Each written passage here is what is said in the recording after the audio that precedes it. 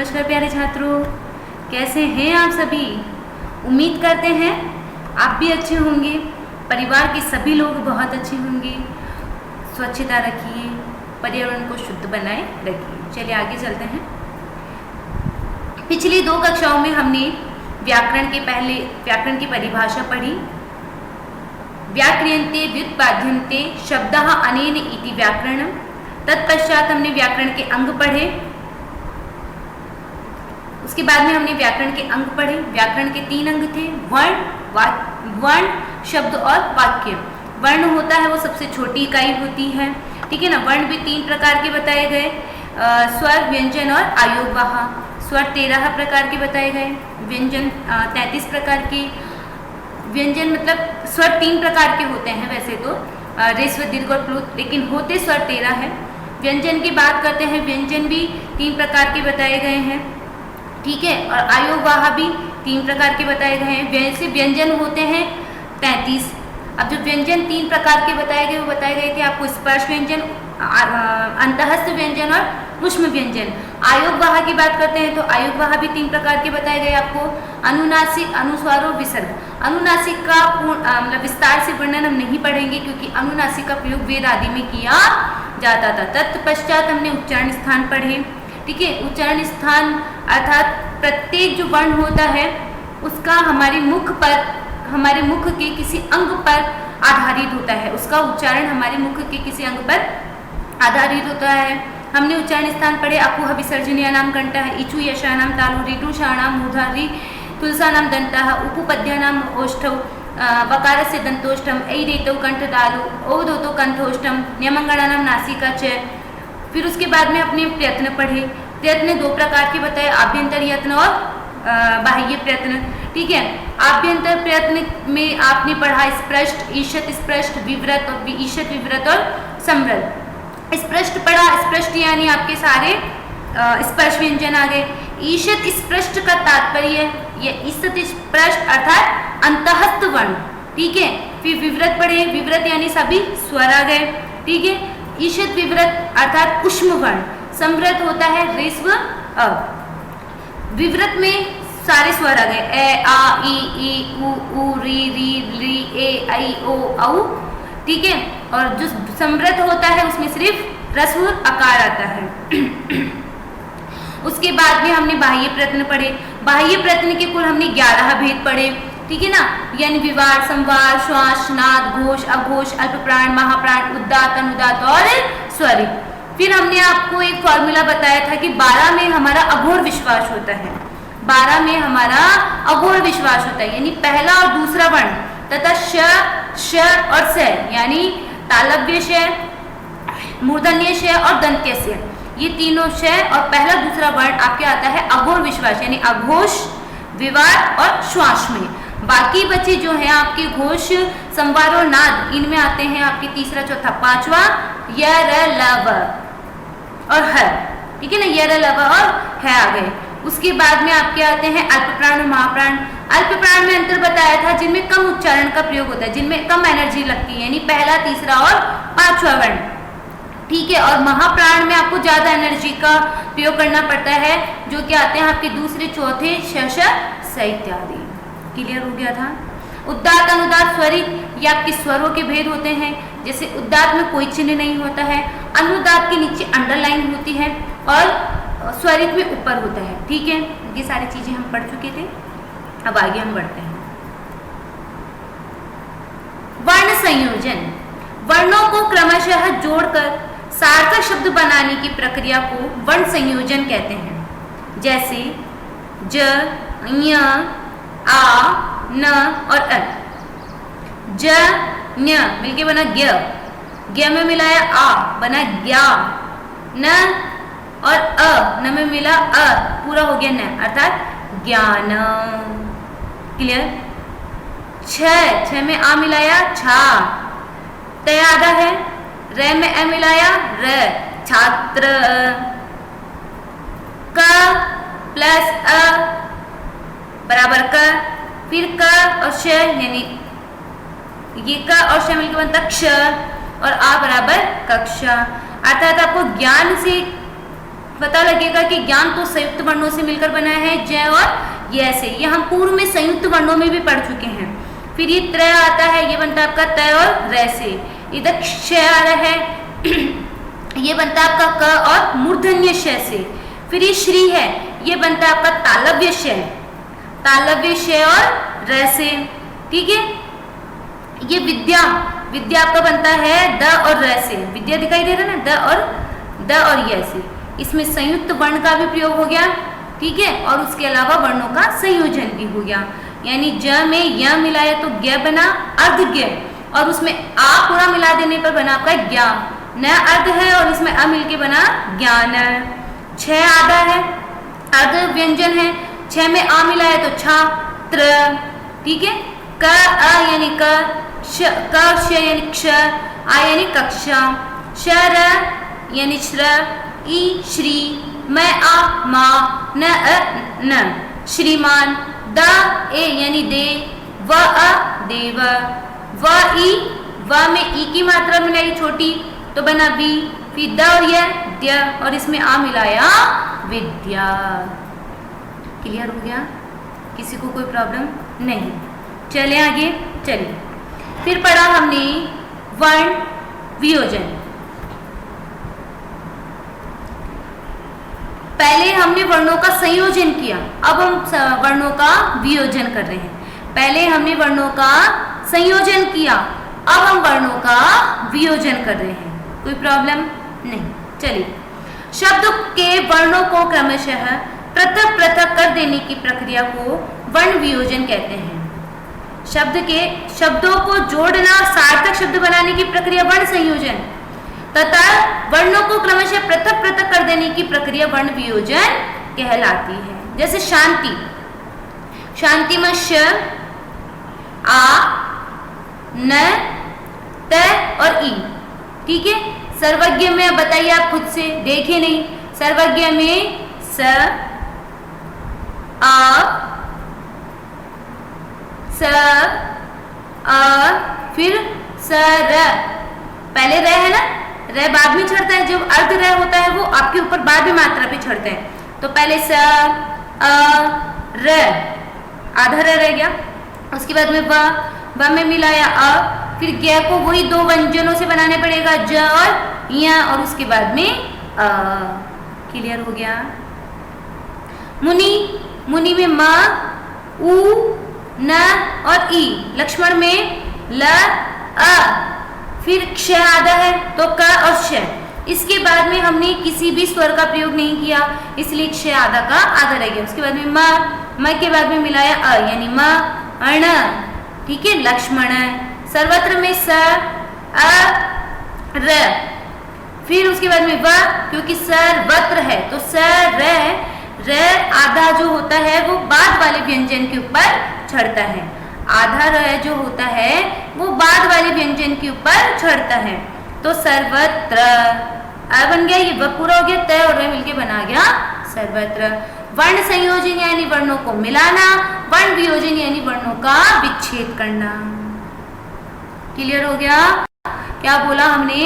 वर्णों को जोड़ना यानी वर्ण वियोजन, वर्णों को जोड़ना मतलब वर्ण संयोजन, और वर्णों को तोड़ना मतलब वर्ण वियोजन। वर्णों को पृथक करना, प्रत्येक अलग पृथक पृथक वर्णों का प्रयोग करना, अर्थात वर्ण वियोजन। क्लियर हो गया बच्चों को? पक्का? चले आगे शब्दार्थ अभ्यास प्रश्नों की ओर चले। कोई दिक्कत किसी को नहीं? हमने पहले व्याकरण पढ़ा, फिर व्याकरण के 3 अंग पढ़े, वर्ण, उसके बाद में शब्द, उसके बाद में वाक्य। पहले छोटे छोटे वर्ण होते हैं, वर्णों से शब्द बनते हैं, शब्दों का प्रयोग करने पर वाक्य बनते हैं। फिर वर्ण पढ़ा हमने, वर्ण 3 प्रकार के बताए गए, स्वर, व्यंजन और अयोगवाह।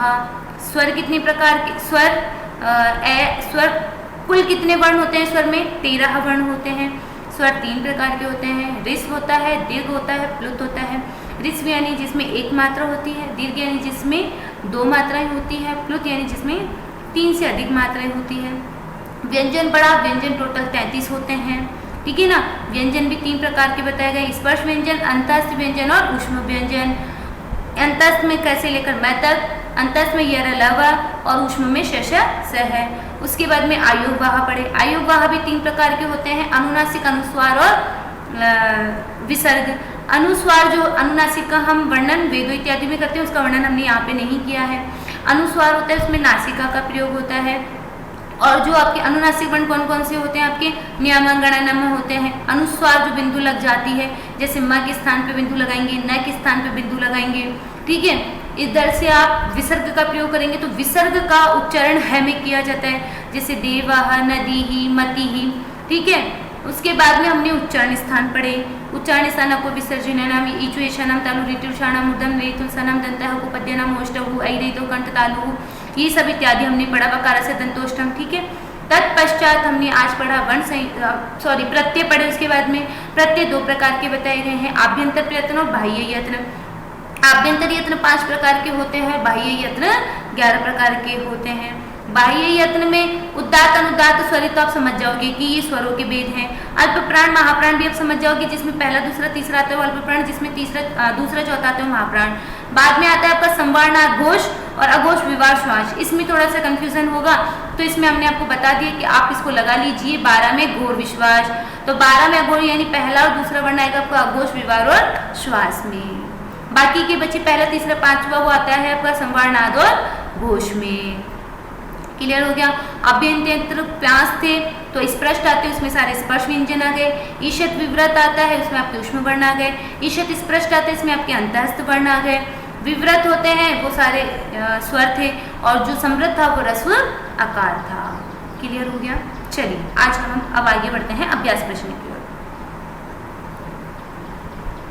उचित विकल्प पर सही का चिन्ह लगाइए। व्याकरण का प्रमुख उद्देश्य होता है शुद्ध और अशुद्ध का ज्ञान कराना। यहाँ पे राइट का मार्क लगाइए। शुद्ध और अशुद्ध का ज्ञान कराना व्याकरण का प्रमुख उद्देश्य होता है। आगे पढ़ेंगे। एक मात्रा वाले स्वर वर्ण को कहते हैं। एक मात्रा वाला ह्रस्व वर्ण पढ़ा था ना, 2 मात्रा वाले दीर्घ और 2 से अधिक मात्रा वाले प्लुत। मूर्धा उच्चारण स्थान है। मूर्धा ऋतुषाणाम मूर्धा, री टवर्ग श और र, इनका उच्चारण स्थान है मूर्धा। तो यहाँ पर क्या क्या है आपके री और री, ऋतुषाणाम मूर्धा, ठीक है। तो आप इसके आगे टिक लगाइए। पै तथा उ का उच्चारण स्थान क्या है? उपपद्यानाम ओष्ठौ, क्या आएगा? ओष्ठ, क्या आएगा? ओष्ठ। एक मात्र व्याकरण का प्रमुख उद्देश्य है शुद्ध शुद्ध का ज्ञान कराना। एक मात्रा वाले स्वर वर्ण ह्रस्व, मूर्धा वाले री और री। पै का उच्चारण पै और उ का उच्चारण स्थान ओ। यत्न कितने प्रकार के होते हैं? 2 प्रकार के, आभ्यंतर यत्न और बाह्य यत्न।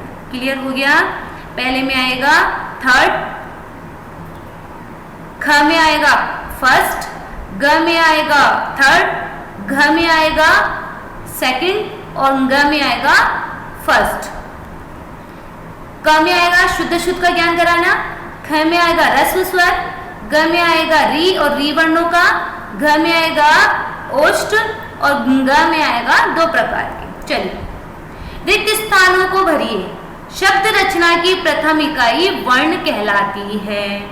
शब्द रचना की प्रथम इकाई वर्ण कहलाती है। व्यंजन वर्णों की संख्या 33 होती है। व्यंजन वर्णों की संख्या 33 है। प्रत्येक वर्ण का उच्चारण मुख के किसी अंग के द्वारा किया जाता है। प्रत्येक वर्ण का उच्चारण मुख के किसी अंग के द्वारा किया जाता है। अनुस्वार तथा विसर्ग आयोगवाह कहलाते हैं। ए तथा आई का उच्चारण स्थान कंठ तालु है। ए तथा आई का उच्चारण स्थान कंठ तालु है। शब्द रचना की प्रथम इकाई वर्ण कहलाती है। व्यंजन वर्णों की संख्या 33 है। प्रत्येक वर्ण का उच्चारण मुख के किसी अंग के द्वारा किया जाता है। अनुस्वार तथा विसर्ग आयोगवाह कहलाते हैं। ए तथा आई का उच्चारण स्थान कंठ तालु है। निम्नलिखित वर्णों को सही वर्ग में लिखिए। ओष्ठ, ओष्ठ में आएगा आपका प, उ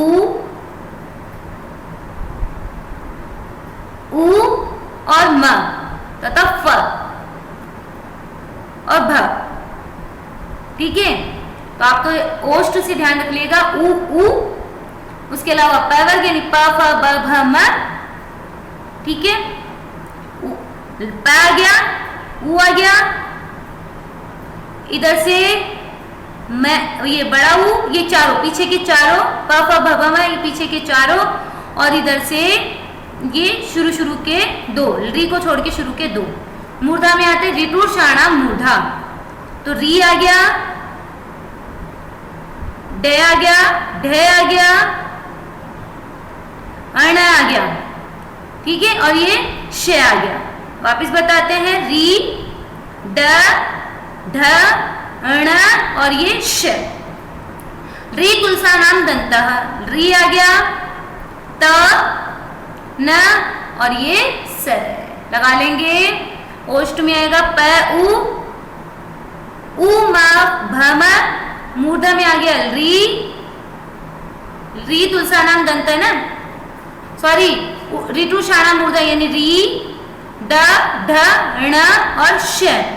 री तुलसा नाम दंत में री, त, न और ये स। क्लियर हो गया? चलिए आगे वर्ण लिखिए। स्वा, विवाह और अघोष में कौन कौन से वर्ण है? 12 में अघोर विश्वास यानी दूसरा चौथा, तो लिख लीजिए पहले पहला दूसरा, सॉरी पहला और दूसरा यानी क ख, च छ, ट ठ, त थ और प फ। वापिस से बोल रहे हैं, क ख 12 में अघोर विश्वास है ना, क ख, च छ, ट ठ, त थ और प फ तथा श श स। फिर इधर आइए संवारनाद घोष में ग घ ङ, ज झ ञ, ड ढ ण, द ध न, ब भ म तथा य ह य र ल व। ठीक है, पहला दूसरा तथा श श स, तीसरा चौथा पांचवा वर्ण और उसके बाद में ह य व र ल। निम्नलिखित प्रश्नों के उत्तर दीजिए। निम्नलिखित प्रश्नों के उत्तर दीजिए। व्याकरण की परिभाषा व इसके विभागों के नाम लिखिए।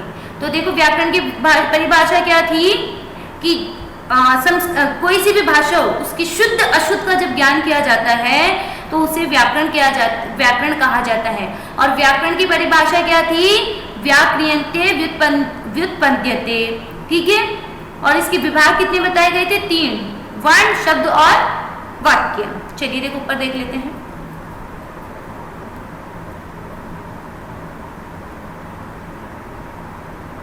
ये देखिए, आप यहां से लगाइए। जिस शास्त्र के माध्यम से हम शुद्ध लिखना, पढ़ना और बोलना सीखते हैं उसे व्याकरण कहते हैं।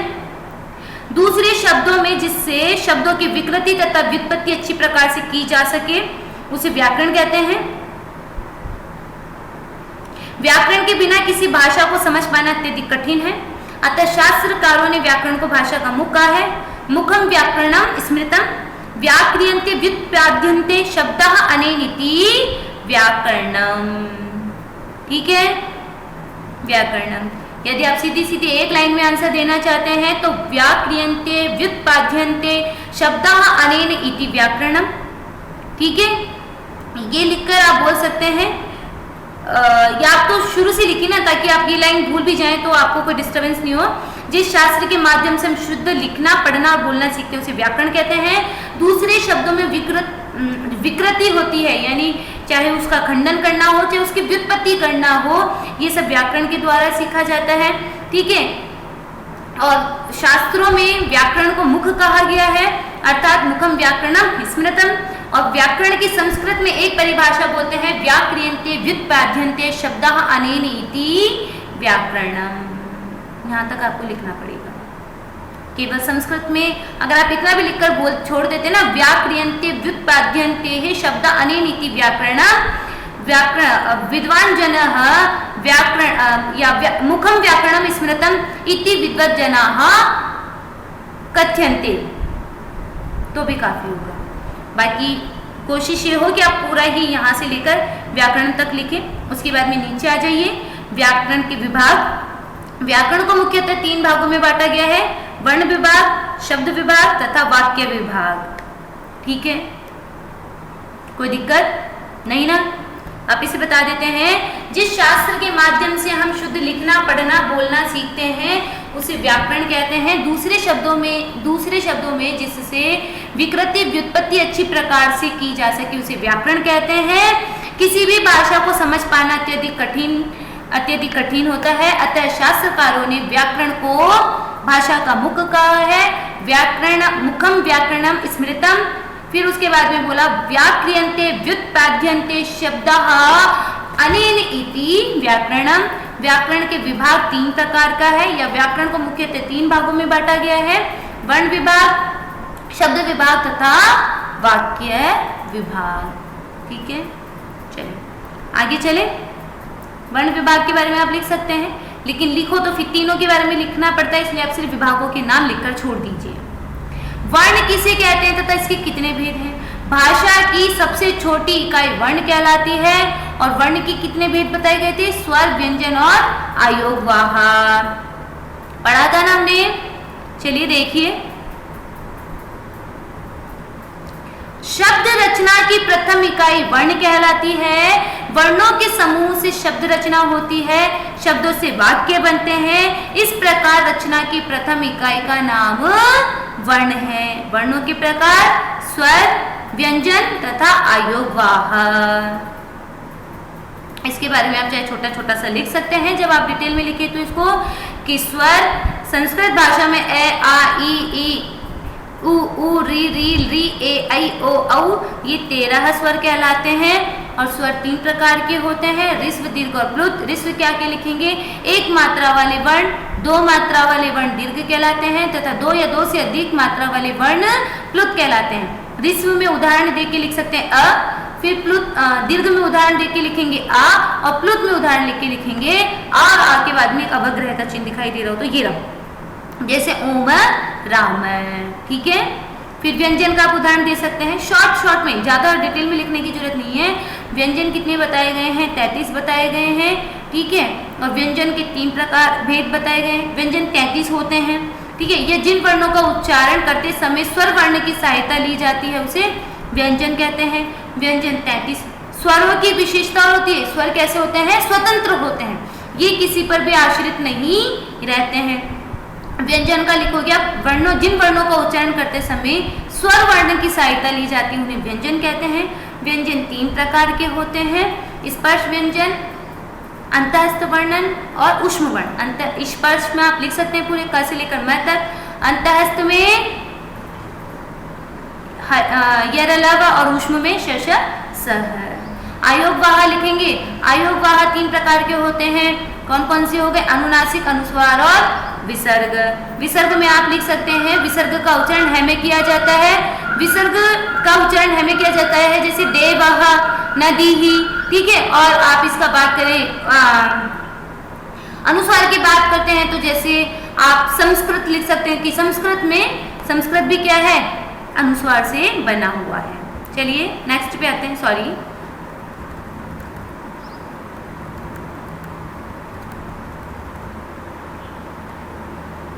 स्वर किसे कहते हैं? उदाहरण से स्वरों के भेद लिखिए। तो आप यहाँ पे छोड़िए, बस नाम लिखिएगा। वर्ण किसे कहते हैं? सबसे छोटी इकाई को वर्ण कहते हैं, और तीनों के भेद बता दीजिएगा, स्वर, व्यंजन और आयोगवाह।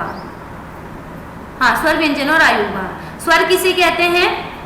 उदाहरण से ही स्वरों के भेदों के वर्णन कीजिए। तो स्वर हमने बताया, स्वर स्वतंत्र होते हैं।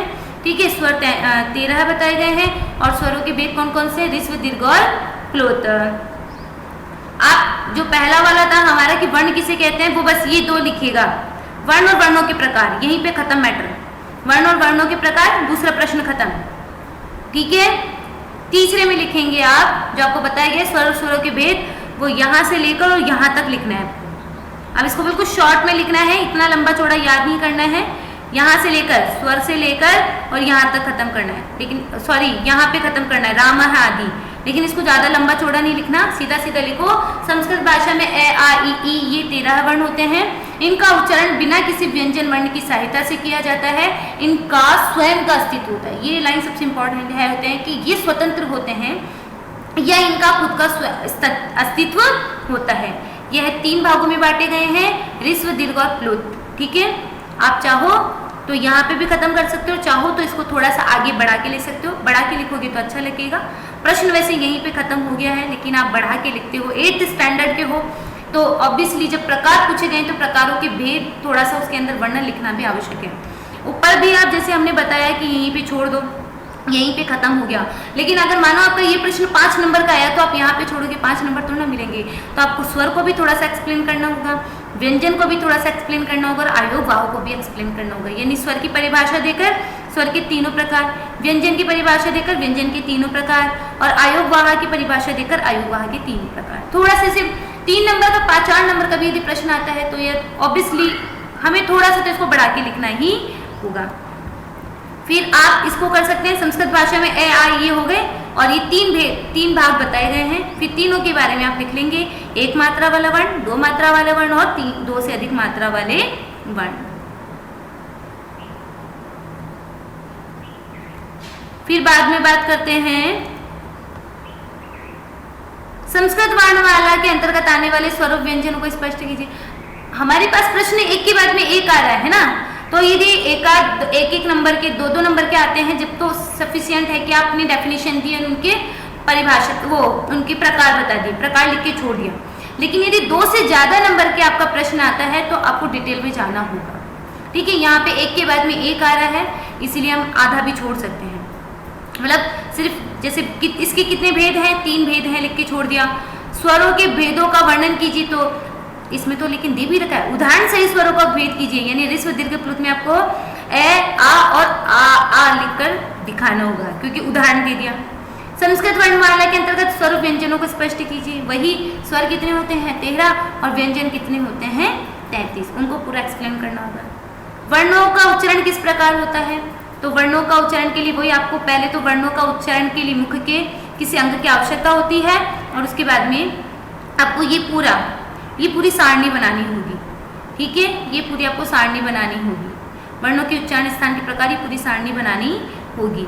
और बेटर है अगर आपको ये याद हो जाते हैं तो बोले जैसे सोने पे सुहागा हो जाएगा। अगर आप ये लिख कर और फिर ये वाली चीज लिखते हैं तो बहुत ही आनंद आता है। नहीं आता है तो कोई बात नहीं, ये सारणी तो आपको याद मतलब दिमाग में बैठानी ही होगी। ठीक है, वर्णों के उच्चारण स्थान, प्रत्येक वर्ण का उच्चारण मुख के द्वारा किया जाता है, किंतु मुख के विभिन्न अंगों के उच्चारण में सहायता होने के कारण भिन्न भिन्न प्रकार की ध्वनियां निकलती है तथा भिन्न भिन्न वर्णों का उच्चारण होता है। वर्णों के उच्चारण में जिन अंगों की सहायता मिलती है वह अंग उस वर्ण का उच्चारण स्थान होते हैं। यहाँ तक लिखने के बाद में आपको ये पूरी सारणी बनानी होगी। कोई प्रॉब्लम? देखो कुछ ही नहीं है, क्रम से याद रख लेना, कंठ, तालु, मूर्धा, दंत और ओष्ठ। उसके बाद में देखो पहले क वर्ग आता है, फिर च वर्ग आता है, फिर ट वर्ग आता है, त वर्ग आता है और प वर्ग आता है। ठीक है,